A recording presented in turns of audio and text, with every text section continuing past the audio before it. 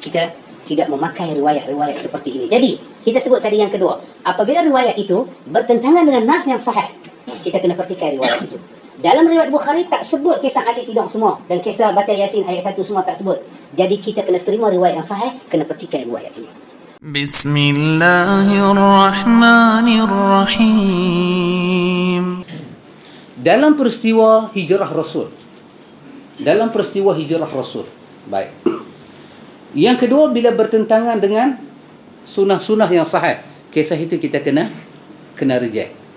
Dalam kisah penghijrahan Nabi, ini saya cerita apa yang kita duk belajar selalu lah. Baik. Malam Nabi nak hijrah, Nabi minta kepada Ali bin Abi Talib supaya tidur di tempat Nabi. Betul tak ni? Kita duk dengar cerita ni? Kan saya dengar seorang-seorang. Kita pegat-pegat dengar. Pak Izzah duk dengar tak? Baik. Kemudian Ali bin Abi Talib dia pun kelumbung Nabi punya selimut. Lepas itu Nabi pun nak keluar tak boleh. Pasal apa? Pasal katanya Quraisy memanggil 40, bukan 40 penyamun, tapi 40 kaki pukul. Puak-puak kan, tunggu di luar rumah. Semua duk mak. Nabi nak keluar bila 40 tangan nak pukul, merecit darah ke semua badan mereka, supaya kalau keluarga Nabi menuntut, dia kena menuntut dengan seluruh kabilah Arab. Tapi bila Nabi nak keluar macam mana? Maka Allah mewahyukan pada Nabi, Yasin wal Qur'anil Hakim innaka laminal mursalin, sampai ayat 1 sampai ayat 10. Nabi pun baca, tiba-tiba depa macam terlena, walaupun depa tak duduk dalam kuliah, depa terlena. Depa terlena. Maka sampai pada peringkat terlena depa tu, Nabi keluar daripada rumah, Nabi ambil pasir, Nabi boleh tabur atas kepala depa seorang sikit. Kemudian Nabi berhijrah. Ini kisah yang kita dengar. Okey? Mari kita lihat Sahih Al-Bukhari. Dalam Sahih Bukhari, ini kitab yang sahih, Sahih Bukhari, menceritakan penghijrahan Nabi. Kata Al-Bukhari, ketika Allah menurunkan ayat suruh Nabi berhijrah, ayat itu diturunkan pada waktu siang, bukan pada waktu malam. Nabi terus ke rumah Abu Bakar As-Siddiq, minta pertolongan daripada Abu Bakar. Abu Bakar menyediakan 2 ekor kuda untuk Nabi.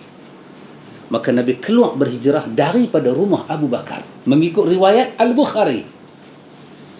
Mengikut riwayat Bukhari, cerita Ali tidur di tempat Nabi tidak ada.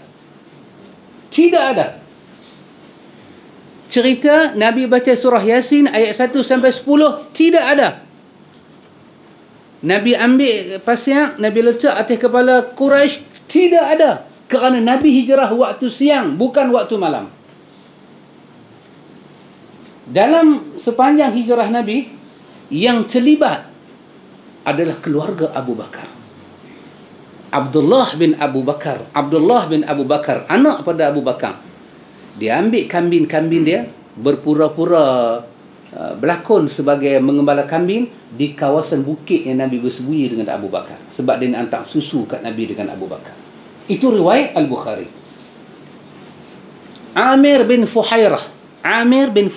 Siapa dia?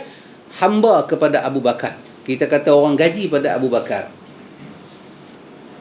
Dia terlibat membantu jalan supaya Nabi dapat sampai kepada Gua Sur balik sana. Asma binti Abu Bakar, sampai Nabi panggil dia wanita yang memiliki 2 kain bengkong. Asma binti Abi Bakar. Dalam riwayat kata Zatun Niqatain ataupun Zatus Saqatain. Dia mempunyai 2 kain bengkong. Sebab dia buh makanan di perut dia, dia bawa bagi kat Nabi. Ini sahaja yang ada dalam Sahih Al-Bukhari. Tetapi dalam kisah hijrah yang kita duk baca ni, Nabi hijrah tengah malam. Hijrah tengah malam bukan hijrah. Itu lari, tak bayar sewa rumah. Itu lari lain. Nabi hijrah sebagai panglima, sebagai pahlawan, sebagai penegak Islam. Dia bukan lari tengah malam. Kenapa nama Abu Bakar tidak, keluarga Abu Bakar tidak diangkat dalam hijrah? Kerana yang menyebut kata Ali tidak di tempat Nabi, nak tunjuk kata Ali tu hebat, ini riwayat daripada yang sedang dibenteras sekarang. Tetapi bila kita benteras Syiah, datang hijrah, kita pakai riwayat Syiah. Pasal tu Syiah tengok kita, dia gelak. Dia kata apa punya mangkak hampa ni. Bubuk suara hampa makan, kami hampa tak mau. Hijrah hampa cerita Ali tidak di situ, kami hampa tak mau. Kita tidak memakai riwayat-riwayat seperti ini. Jadi, kita sebut tadi yang kedua, apabila riwayat itu bertentangan dengan nas yang sahih, kita kena pertikai riwayat itu. Dalam riwayat Bukhari tak sebut kisah Ali tidak semua, dan kisah baca Yasin ayat 1 semua tak sebut. Jadi kita kena terima riwayat yang sahih, kena pertikai riwayat ini.